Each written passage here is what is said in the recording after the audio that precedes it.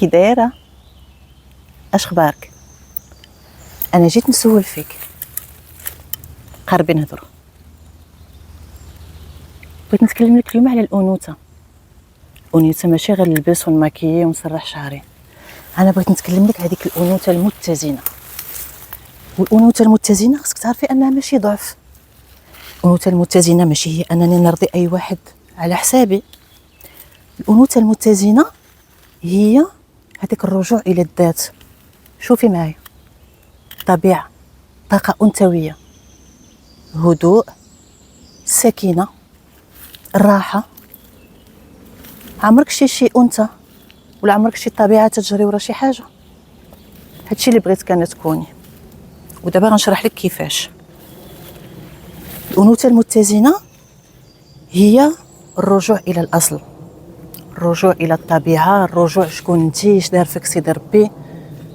هي اصلا المراه بحالي وبحالك فاش نكونوا دزنا من الام، صدمات، تتقوى عندنا واحد الشخصيه اللي تتسمى شخصيه مكتسبه.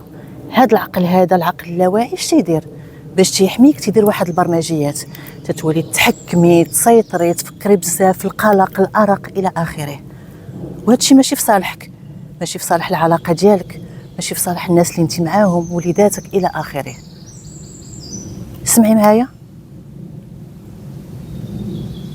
الهدوء، هذه هي الانوثه المتزنه. نكون مهدنه، نسمع لراسي، ما نعطيش بلا حدود.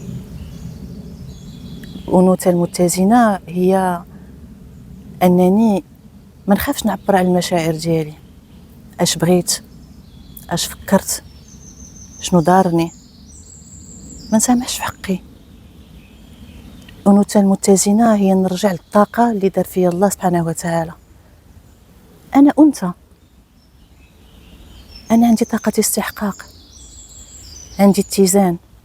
شوفي معايا، عندي تجذر في الارض، انا تنتجذر، يعني انا تنتمي لهذا المحيط.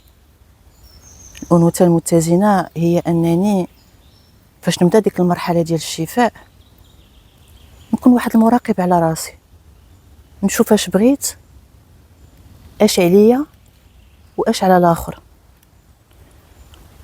والانوثه المتزنه هي انني نحس بالاستحقاق ديالي. نحس بالاستحقاق ديالي يعني انني نكون مفتخره شكون انا. هذا نهدنو، نهبط الافكار ديالي، القلق، التوتر.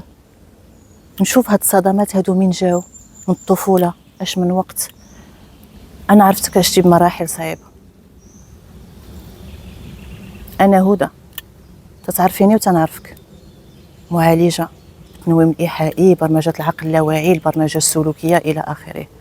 انا اليوم تنمد لك يدي وتنقول لك يلا معايا في هذه الرحله، انا وياك بجوج نرجعوا للطبيعه ديالنا. شتي، نرجعوا كيف ما كنا، ومن هنا لهيه بحال ديما تهلاي ليا في راسك، ولنا موعد عما قريب.